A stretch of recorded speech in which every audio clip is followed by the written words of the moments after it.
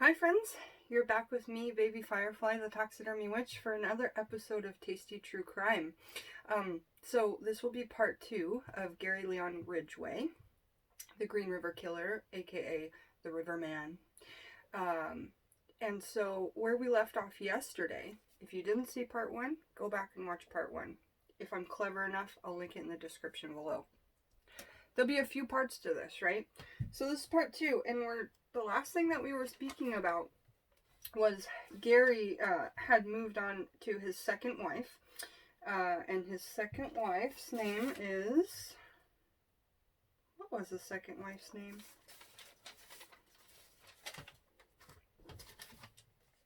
Marcia Winslow. And so we're doing this also because it's a case that I have some personal relationship to. I told you a story in the first episode of something. I met somebody who had some really interesting interactions with Gary Ridgeway. And also it's in Seattle, and I'm in Seattle, and I'm from here. I've been from here. So Marcia Winslow and Gary meet at a singles bar. What a great place. In less than a year, they're married. She met all of his needs. She was submissive, she cooked, she did all of his weird sexual desires. Whatever Gary asked, she was submissive to that. Anywhere and everywhere, especially outdoors. And so Gary had a really big fascination with sex in the outdoors with his wives, because he was trying to recreate the killings, but at home, you know.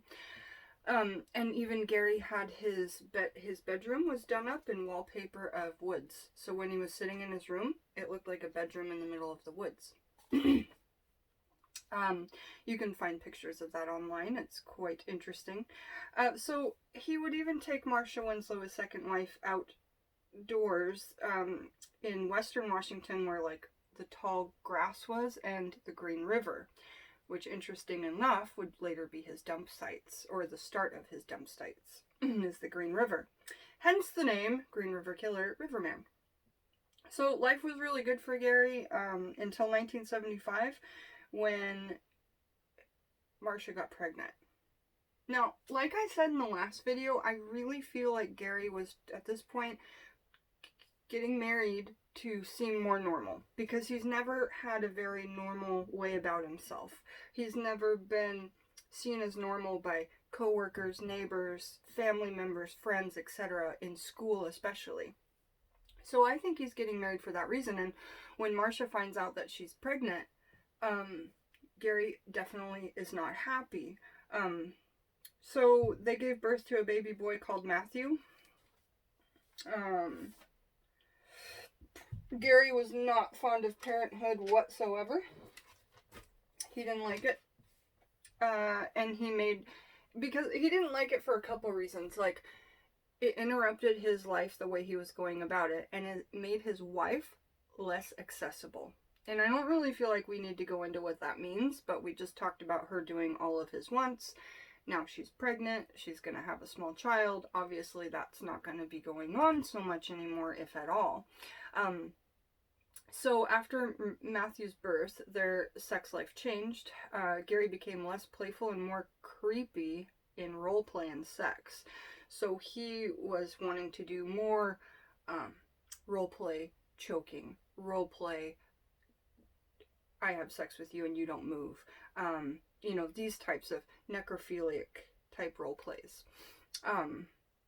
And you know, she was fine with it before, but since Matthew's birth, it becomes more creepy and more deep and more dark. Marcia, you know, is noticing this. So, the things he enjoyed was he loved to scare her in daily life. Like, if she was just doing stuff about the house, he would come up upon her and scare the shit out of her, and he loved doing that. Also, he enjoyed random casual choking. Not just in foreplay, but maybe he'd surprise Marcia and then come up behind her and choke her a little bit. So he was bringing these fantasies out of his head, then into the bedroom. Now out of the bedroom and into just random daily life. she walked out and divorced Gary after all this stuff started to happen. You know, she's probably thinking in her head, and this is only speculation by me, okay, it was fun for a while. Obviously, it's getting worse. I have a young child here. We need to get away from this man because he's not going to be a good dad. That's the vibe I think was there when she left. But this is just my speculation. So she walks out and divorces Gary. When Marcia left, he truly felt his quote, he had been done wrong. And that's when the rampage really started. So this is 1975. This is when his sexual rampages and killings really start to take off. Prostitutes were less than human and totally expendable in Gary's eyes. He saw them as subhuman.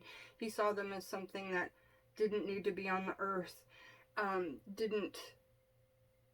It was making the earth a dirty place. And I think he felt in his mind that he was doing a service of some sort. But it's interesting, then why did you have sex with them, right? If these are just dirty, filthy things, why did you have sex with them? Why did you necrophilia the bodies, right? So, you know, Gary's mind at this point is obviously not, his head's not screwed on straight. It's a little bit backwards, isn't it? But he's putting on a pretty good show to everybody around him. Okay. So he took his victims to his house. That was the first place he took them. Now that Marcia and her pregnant belly and the son are gone, he's now got his house because they left, and he takes his victims there before he takes them out to the woods. So here we go. So he took his victims to his house. Or sometimes if he didn't take them to the house, he would take them just to the Green River, where he had been intimate with Marcia. And I'm saying this sounds really reminiscent of Ted Bundy, and here's why. We'll be doing Ted Bundy next because he's the next local killer that's like huge, right? Ted Bundy was like height in the 70s.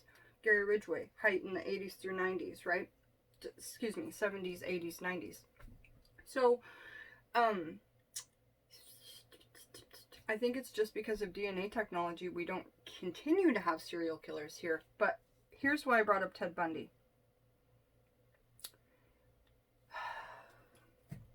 Every time Ted Bundy killed somebody, just like I believe every time Gary Ridgway killed somebody,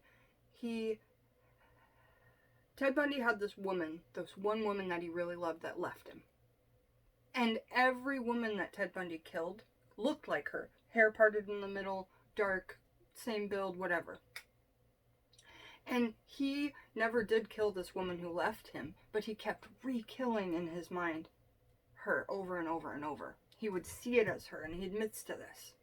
Now, I think that Gary was killing his mother over and over, because in part one, we talked about the trauma from Gary's mother, the, vigorous washing, molestation, things like that, humiliation. So, but it sounds Ted Bundy when we talk about how Gary took his victims, and he kept visiting back at the Green River. Maybe Gary, in his mind, was trying to harm Marcia because she left him. We don't know. So he loved the struggle, he loved the strangle, and he loved the power, because he was powerless in his childhood and powerless to a woman. So this is what he's trying to have. He needs control. And even if it's a control just where he can see it, he's got this control. This is part of the reason why serial killers do what they do. So yeah, he loved the strangle, he loved the struggle. Think of a cat with a mouse. The longer you play with it, the more fun. And I love watching Otis with this stuff, but it breaks my heart, right? I know it is just his nature, Otis's nature. Otis is a cat. Cats eat mice, alright? So, there you go, Gary. That's kind of what I think about that cat and mouse thing that you did. Gary was also necrophiliac, as we talked about before. That is when you leave a body somewhere and come back to it and have sexual relations with it.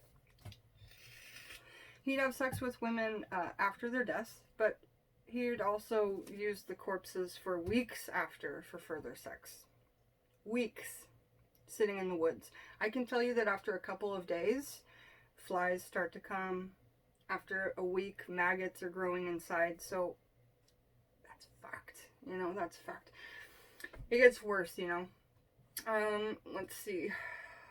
So yeah, even weeks after for further sex, necrophilia. And Gary would even take his son, Matthew, once he got a little older, on fishing trips up in the mountains. And Gary would pull off to the side. This is the worst thing I think Gary did. He would pull off to the side of the road with his son in the truck. Leave, do his thing, and come back. And continue his fishing day with his son. So, go visit the body and do his thing. And come back. That by far, like, irks my soul. His son's still alive. His son has changed his name. His son is trying to get the scar off of his, like, legacy. And he's having so much trouble. But anyway, being around that energy would be insane. So he'd partially bury them, the victims, in the woods. He'd partially bury them to get at them again and again. But up to the point of maggots and flies, the flesh would literally be deteriorating and falling apart. This is the point where he would just, when the flesh was falling apart, that's the point where he would bury it and be done with it. Whew. When asked, Gary says, he did this simply because it was free. A sex act that didn't need to be paid for. So those are Gary's words when asked why. Gary enjoyed killing. The enjoyment, it escalated with each killing. So every time he thought that he was getting better and better at it, you know, he kept covering it up. He's doing so many at one time in one area, and the task force has no idea, no real good leads or anything like that. And so his feeling of power, that's really one of the things he needs in this whole situation that he derives from this killing and other things that he does. This feeling of power is not only escalating from the number of victims and him getting better, but also from him eluding the police officers. And, you know, wow. Yeah, so he's just getting this huge high of power, which is what he's truly wanted. As we mentioned, Gary wasn't... Oh, we did that already. So, this is messed up too. Having his son Matthew gave him a reel for his prey. Because when he would meet sex workers and say, yeah, can we go to my house? You know, they're probably pretty sketchy about that, right? Because as we know, the sex workers were all really scared about this killer that was around, right? And they're like, man, we can't just get into anybody's car. You know, there's like somebody who's taking prostitutes. So what he would do, he would use his son Matthew, show them pictures of him and say, oh, I'm a dad, you know, like, come to my house. He had Matthew on the weekends, every other weekend, I do believe. Marcia let him have him then. And he had a room that was set up for Matthew, and when he would bring women there, he would say, look, there's my son's room, you know, like, he's with his mom right now, blah, blah, blah. And so this gave Gary a real element of trust from these women. But yeah, that he would use his son as a reel for his prey. When he brought women to his home, yeah, he just always showed them his room, his toys, and the women were made comfortable then. Matthew met at least one of the victims, of his father's victims. And he was in the park when he took her into the woods. So, a very remote part of the woods. And he told Matthew to stay in the pickup. So, met some woman at the park. They all get into the pickup, all three of them. So, sitting all right next to each other. He and the woman go into the woods and tell Matthew to stay in the car. Gary does what he does. Kills her, leaves the body partially buried so he can come back. And when Matthew asked him, where did the woman go? He said that she walked home. Dad, where's the girl? And Gary replied, oh, she walked home. She lives nearby. He cared for his son. He didn't care for his son at all. Like, he just saw him as a stepping stone to become a better killer, to be quite honest. So in Gary's messed up mind, he took that negative, his son being born, and turned it into a positive. Okay, so yeah, and Matthew remembers this. He remembers this situation here. He didn't care for him at all until he figured out how he could use them. So I think we're at 15 minutes. We'll stop here and say that in January 1984, the body count was 13. Okay, January 1984, the body count was 13. Dave Reichert, which is the main man who still lives here in the area, was the main task force, and they were so desperate. DNA testing wasn't advanced yet at all, but they were saving things in the freezer for one day, and they don't even know what they're saving all these samples of semen and clothing and everything for, but they're hoping that one day science will evolve. And we'll learn about it more in the next episode, but science did evolve, and DNA testing did evolve, and that's the only reason Gary was caught, to be quite honest. So not to give away the ending, because the ending is really interesting. Really interesting. But we'll stop there, and we'll pick back up January 1984, body count is 13. That's where we'll leave off right now. And just want to say, you guys, I'm enjoying telling you guys about true crime, especially the ones that are local to my area, and especially since I have little stories I can blib in that are personal stories. So in the next video, I hope to tell you another personal story about Gary Ridgway, and just something that happened to me in my childhood. It was the first time I'd ever heard of him, and I want to tell that story. So, alright, have a really great day, you guys. It's love and lightning out there. Come back for part 3 of Gary Leon Ridgway, Tasty True Crime, with Baby Firefly, the taxidermy witch. Bye.